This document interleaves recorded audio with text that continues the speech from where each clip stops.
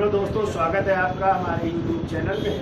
तो देखिए, एक नए टॉपिक की चर्चा करनी है और वो है औरंगजेब। और औरंगजेब का टाइम है 1658 से 1707 ईस्वी। और इनका पूरा नाम था अबुल मुजफ्फर मोहिउद्दीन मोहम्मद औरंगजेब बहादुर आलमगीर बादशाह। ठीक है, चलिए पहले इनके जीवन परिचय की चर्चा कर लेते हैं। पहला पॉइंट तो आपको याद रखना है, औरंगजेब का यदि आ जाए अर्थ क्या होता है। इसका अर्थ होता है ताज को सुशोभित करने वाला। ताज को सुशोभित करने वाला इसका अर्थ होता है। सुशोभित करने वाला। अब यदि आ जाए औरंगजेब का जन्म कब हुआ था, तो देखिए इनका जन्म हुआ था 3 नवंबर 1628 को 1618 को दोहद नामक स्थान पर। और दोहद पड़ता है उज्जैन। ठीक है, दोहद उज्जैन मध्य प्रदेश में हुआ था। ठीक है, तो जन्म कहाँ हुआ था? 3 नवंबर 1618 को दोहद उज्जैन में हुआ था। इनके पिता का नाम था शाहजहां। क्या नाम था? शाहजहां नाम था। इनकी माँ का नाम था अर्जुमंद बानो बेगम। अर्जुमंद बानो बेगम, या इन्हीं को कहते हैं मुमताज महल भी कहते हैं। मुमताज महल इनकी माँ का नाम था। ठीक है, इनका मूल नाम क्या था? यदि आ जाए औरंगजेब का मूल नाम क्या था? देखिए, इनका मूल नाम था मोहिउद्दीन। मोहिउद्दीन इनका मूल नाम था, ये याद रखिएगा, ये मूल नाम है। ठीक है, उपाधि देखिए इनकी बहुत सारी उपाधियां हैं औरंगजेब की। तो देखिए उपाधि, पहली उपाधि देखिए, इन्हें जिंदा पीर कहा जाता है। ठीक है, क्वेश्चन आता है किस मुगल बादशाह को जिंदा पीर के नाम से जाना जाता है, तो वो कौन है? औरंगजेब। ठीक है, और इनको उपाधि कब दी गई थी, क्यों दी गई थी पता है? क्योंकि इस्लामी कानूनों का पालन करने के कारण। देख लेना, इस्लामी कानूनों का पालन करने के कारण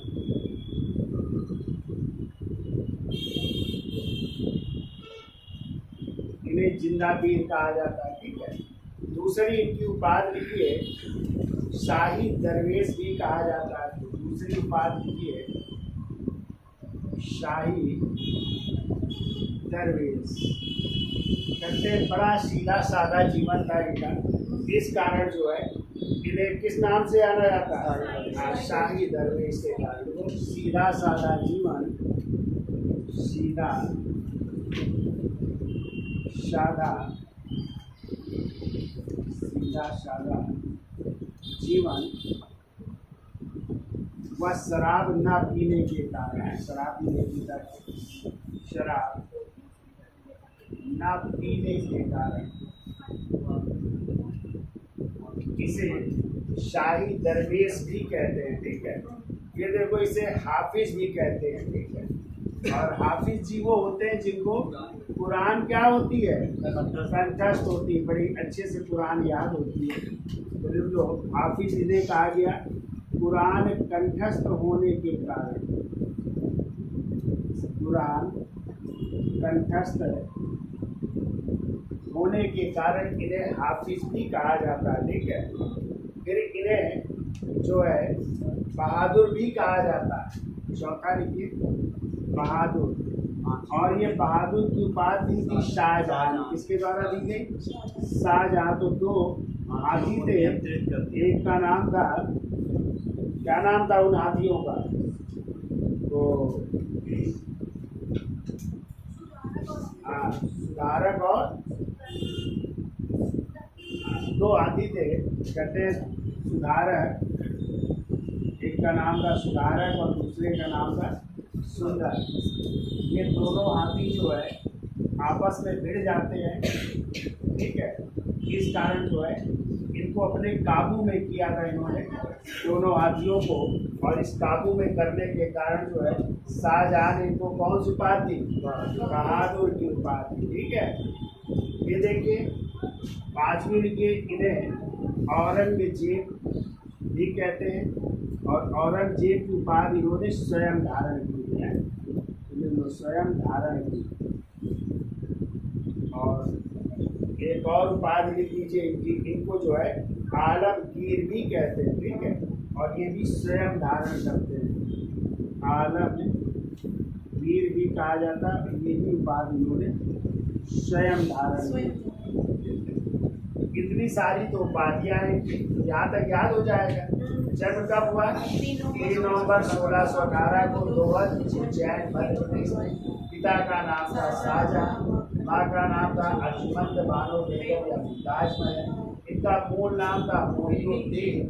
उपाधियां थी जिंदाबीर, इस्लामी कानूनों का पालन करने के कारण, शाही दरवेश, सीधा साधा जीवन और शराब न पीने के कारण, हाफिज ने कुरान कंठस्थ होने के कारण, बहादुर की उपाधि, शाहजहां द्वारा सुधारक और सुंदर सुधाकर है, सुधाकर है, सुधाकर एवं सुंदर नामक हाथी आपस में भिड़ जाते हैं, तो उनको शांत करवाया था, उनको काबू में किया था। औरंगजेब की धारण की स्वयं, आलमगीर की भी स्वयं धारण की, ठीक है।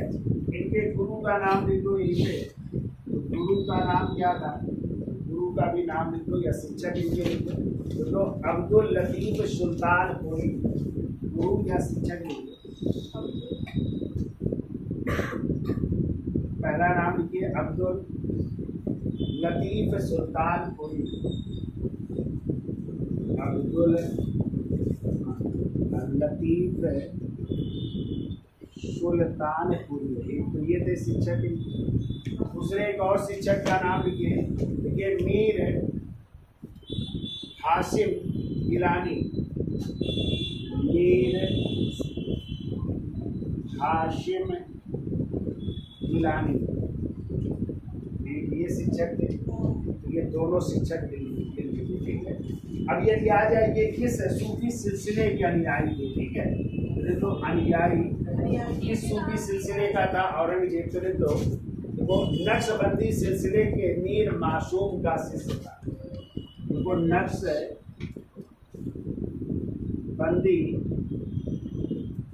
सिलसिले के मीर मासूम का शिष्य था,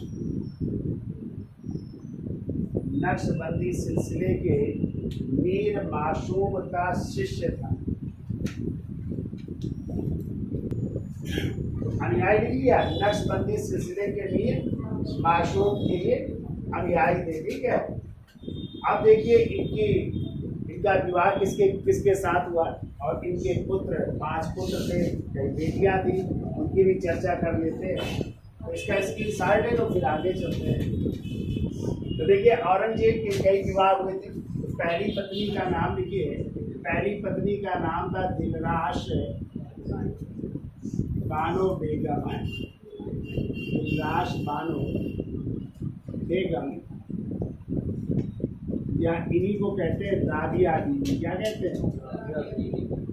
राबिया बीवी भी कहते हैं। आप लोग पढ़ेंगे राबिया बीवी का फकरा है। इन्हीं को एक और नाम से जानते हैं, आधुनिक पवित्रात्मा रूबिया भी कहते हैं। आधुनिक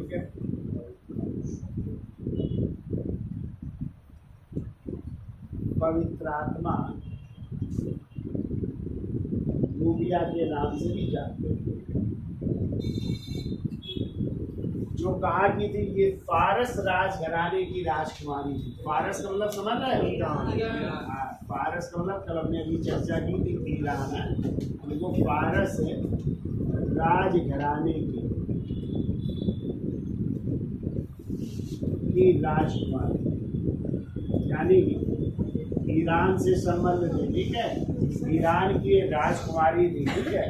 और इसकी बेटी थी शहनवाज सफवी की पुत्री थी, ठीक है। शहनवाज सफवी, शहनवाज सफवी की पुत्री,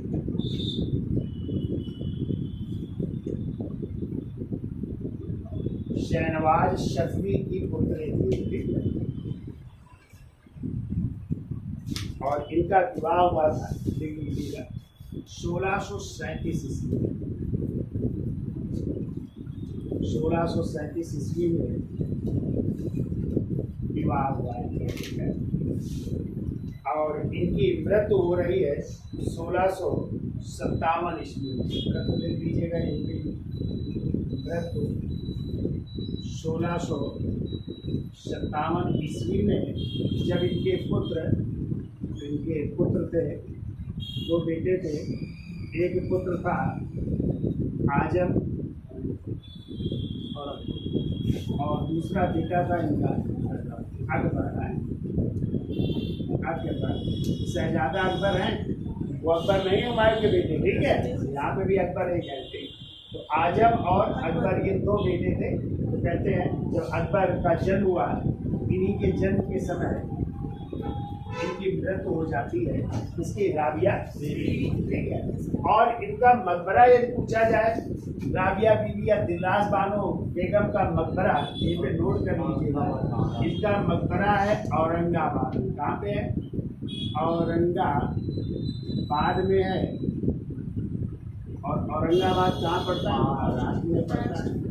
और इनके मकबरे को दक्षिण का ताजमहल कहते हैं। क्या कहते हैं? दक्षिण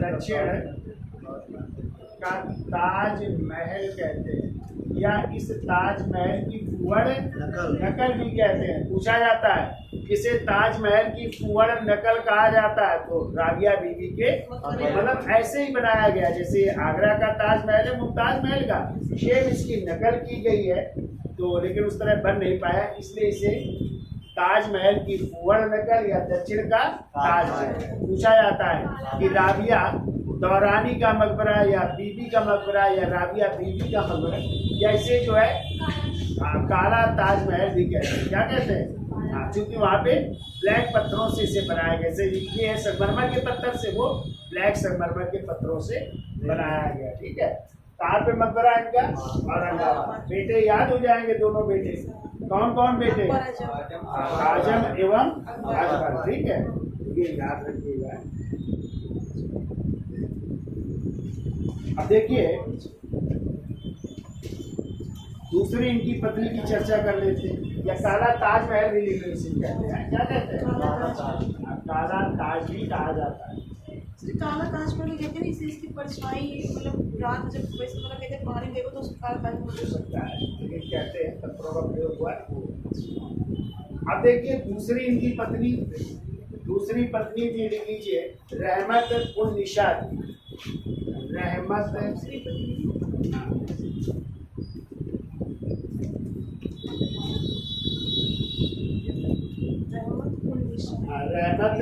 उन निशा है। इनकी उपाधि थी, उपाधि लिख लीजिएगा, ये पे लिख देते हैं। उपाधि थी नवाब बाई।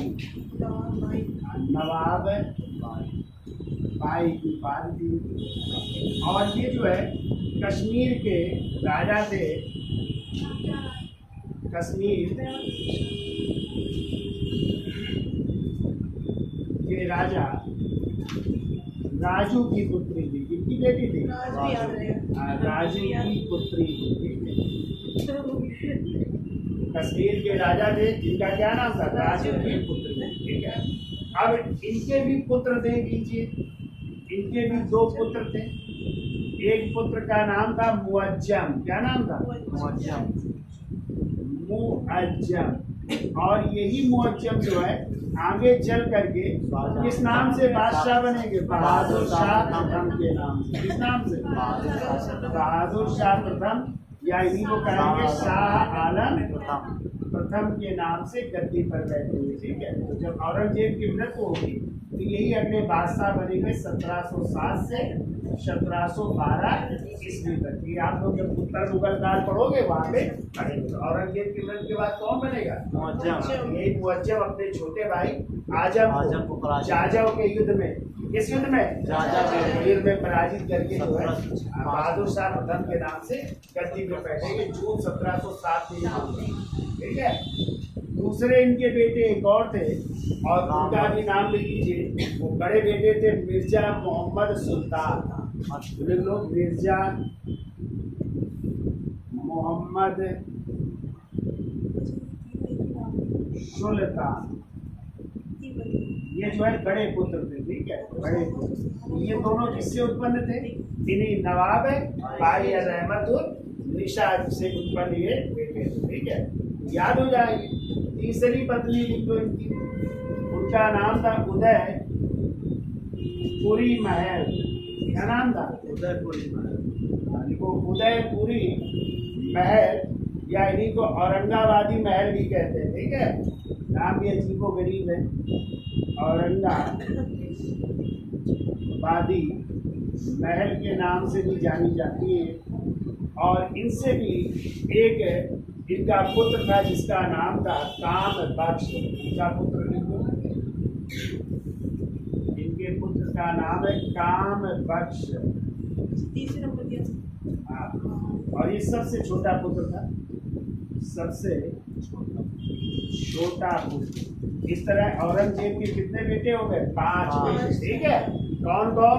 आजम और अकबर।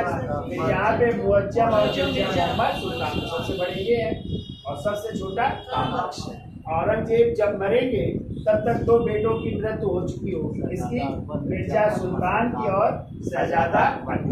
3 बेटे केवल जिंदा बचेंगे और उन्हीं के बीच उत्तराधिकार का संघर्ष होगा। ठीक है, उनकी चर्चा करेंगे। ये तो बेटों की कहानी हो गई।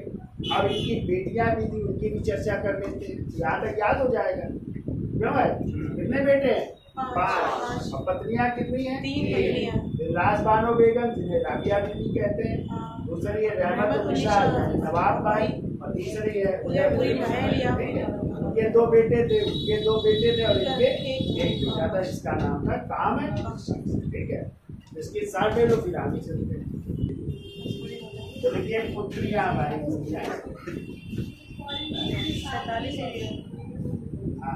पुत्रियों में लिखिए पहली पुत्री का नाम लिखिए जेबुन्निसा। जेबुन्निसा।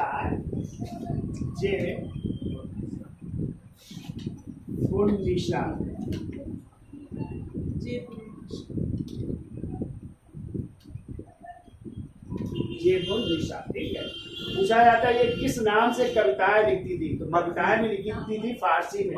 किस नाम से? मख भी नाम से है, इस नाम से जो है ये कविताएं लिखती थी। ठीक है, बहुत सारी कविताएं लिखी और इनकी एक पुस्तक भी है जिसका नाम है दीवान ए मकफी है। पुस्तक दीवान ए मकफी, ये इनकी पुस्तक का नाम है। ठीक है, तो किस नाम से लिखती थी? मकफी के नाम से लिखती थी और इनकी पुस्तक का नाम है दीवान ए मकफी। ठीक है, इन्होंने दिल्ली में एक पुस्तकालय बनाया था जिसका नाम था बैतुल उलूम। ठीक है, दिल्ली में बैतुल उलूम नामक क्या बनवाया? पुस्तकालय नामक पुस्तकालय भी बनवाती है। ये ले लीजिए इनके बारे में जेबुन्निसा। ये बहुत पूछा गया है, मकफी के नाम से कौन कविताएं लिखता था। ठीक है, तो जेबुन्निसा लिखती है। ठीक है, इनकी दूसरी बेटी का नाम लिखो मेहरुन्निसा। दूसरी बेटी का नाम है बदरुन्निसा। इसके पहले मेरुन्निसा पढ़ के आए आप लोग। हाँ। किसका नाम था? नूरजहां का नाम था मेरुन्निसा। जहांगीर की पत्नी बनी थी नूरजहां, उनका भी नाम था मेरुन्निसा। इनकी भी बेटी का नाम है मेहरुन्निसा। तीसरी का नाम लिखो जीनतुन्निसा। जीनत उन्निसा है। ये तीसरी बेटी है जीनत उन्निसा। और इन्होंने ही संभाजी के पुत्र थे शाहू जी हैं। देखो संभा जी के पुत्र शाहू को अपने पुत्र की तरह पाला था। कैसे पाला था? पुत्र व्रत प्रेम किया था। ठीक है, शाहू को पुत्र व्रत प्रेम किया है, यानी पुत्र की तरह प्रेम किया, पाला भी था, पालन पोषण भी किया था। कौन थी वो? जीनतुन्निसा। फिर लिखो बदरुन्निसा। बदरुन्निसा।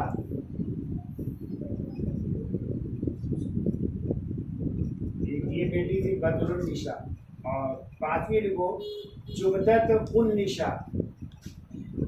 जुबदत उन्निसा है। ये बेटियां थी और इनका विवाह लिख लो। इनका विवाह हुआ था दारा सिको के पुत्र।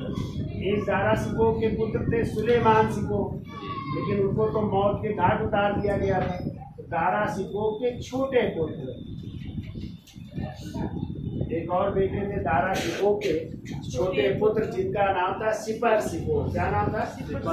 सिपर सिको के साथ हुआ। सिपर सिको के साथ हुआ। बच गए होंगे।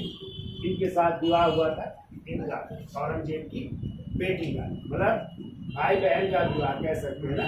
दारा सिको औरंगजेब के क्या थे? भाई थे, बड़े भाई। और उनका वो बेटा है, और औरंगजेब की क्या है? बेटी है ना।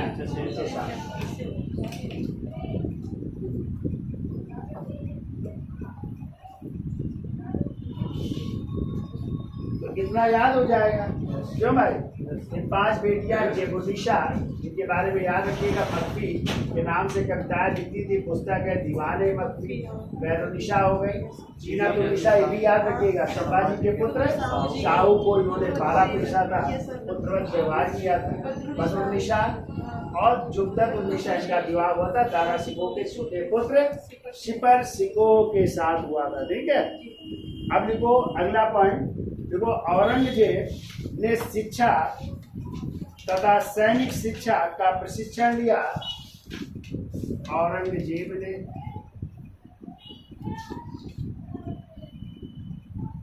शिक्षा व सैनिक शिक्षा,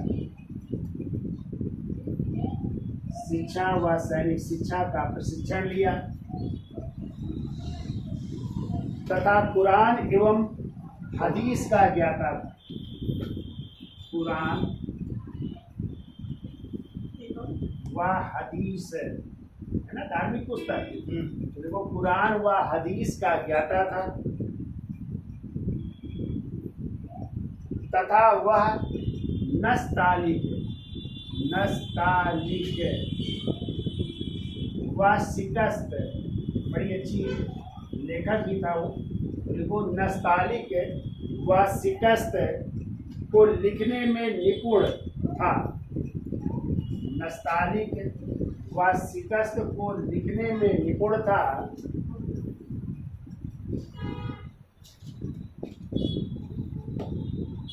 एवं उपदेशात्मक छंद प्रिय थे। एवं उपदेशात्मक छंद इसको प्रिय थे। ठीक है, उपदेशात्मक छंद प्रिय थे। ठीक है, अब देखिए इनका हमने पीछे भी चर्चा की थी कि औरंगजेब ऐसे मुगल बादशाह जिनका 2 बार राज्याभिषेक हुआ था। एक बार इनका राज्याभिषेक हुआ जब इन्होंने शामूगढ़ की विजय की। नहीं पढ़ा था ना युद्ध, शामूगढ़ का युद्ध हुआ था 1658। कब हुआ था? और फिर अंतिम रूप से जब दारा सिंह को पराजित किया देवराई के युद्ध में, ठीक है। और देवराई के युद्ध में पराजित करने के बाद 1659 में फिर दोबारा उसने अपना क्या करवाया, राज्याभिषेक करवाया। ये तभी आ जाए कौन से मुगल बादशाह जिनका 2 बार राज्याभिषेक हुआ। एक तो उधर आप लोग हुमायूं और दूसरा यहाँ पे औरंगजेब का 2 बार राज्याभिषेक हो रहा है, ठीक है। तो हेडिंग डाल दीजिए राज्याभिषेक। राज्याभिषेक कितनी बार हुआ? 2 बार। पहली बार कब हो रहा है तो देख लीजिए, देखो पहली बार हुआ 21 जुलाई 1658 को। 21 जुलाई 1658 को कहाँ पे हो रहा है? आगरा में। कहाँ पे हुआ? आगरा में। और हमने बताया था किस युद्ध के बाद? शामूगढ़ की विजय के बाद करवा लिया था। शामूगढ़ विजय के बाद। और दूसरा राज्याभिषेक को जो उन्होंने 1659 में करवाया, दिल्ली में करवाया। तो देख लीजिए 15 जून 1659 को, 15 जून 1659 को। और इस बार कहाँ पे हुआ? दिल्ली में। कहाँ पे हुआ? दिल्ली में। और किस युद्ध के बाद? तो जब देवराई की अंतिम रूप से विजय प्राप्त कर ली। देवराई युद्ध के बाद, देवराई विजय के बाद इन्होंने दोबारा अपना राज्याभिषेक करना है, ठीक है। और कहते हैं जब दोबारा राज्याभिषेक करवाया दिल्ली में तो इसने बहुत दूर दूर से जो है लोगों को आमंत्रित किया, जैसे ईरान से, बुखारा से, पुर्तगाल से, यहाँ से बार्मिया से, काफ़ी वहाँ से जो है कुछ शासक आए, कुछ उनके प्रतिनिधि आए थे इनके, जैसे मोदी जी के शपथ ग्रहण में नहीं आए थे बहुत सारे, दूसरे देशों के राजनयिक आए थे, कुछ प्रधानमंत्री भी आए थे, ऐसे यहाँ पे भी आए, ठीक है। ये ध्यान रखिएगा, याद हो जाएगा। अब लिखिए अगला पॉइंट लिखिए। तो 2 बार राज्याभिषेक हो रहा है, लिखो समकालीन इतिहासकार, समकालीन इतिहासकार, और उन इतिहासकार का नाम है काफी खां। और काफी खां की पुस्तक है समकालीन इतिहासकार काफी खां ने अपनी पुस्तक मुंतखब उल लुआब में, मुंतखब उल लुआब, मुंतखब उल लुआब में है।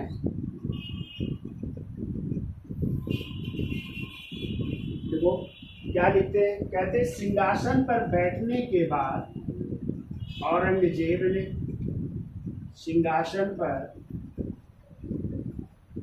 बैठने के बाद औरंगजेब ने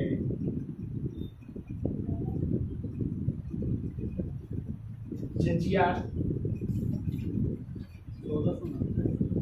जकात, खुम्स और खराज 4 करते ना, तो इनको छोड़कर कितने करों को समाप्त कर दिया था? 80 करों को समाप्त कर दिया। 80 टैक्स को समाप्त कर दिया, और भी चीजों में लगता था टैक्स, उनको समाप्त कर दिया, ठीक है। तो जजिया, जकात, खुम्स और खराज को छोड़कर अन्य 80 करों को समाप्त कर दिया, जिनमें राहदारी कर,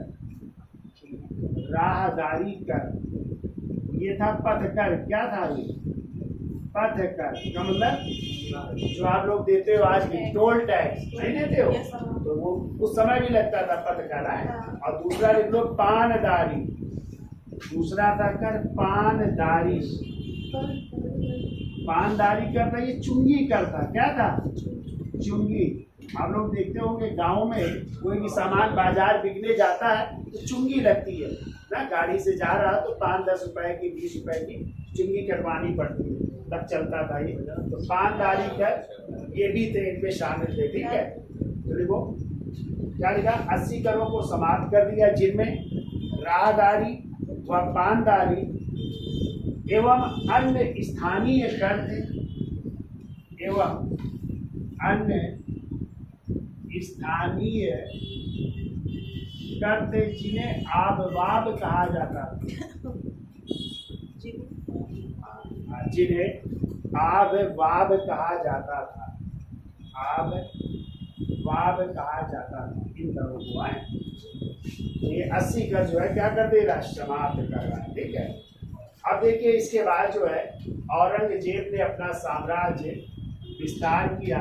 साम्राज्य विस्तार की भी चर्चा कर लेते हैं, तो इसका स्क्रीनशॉट ले लो, फिर आगे चलते हैं।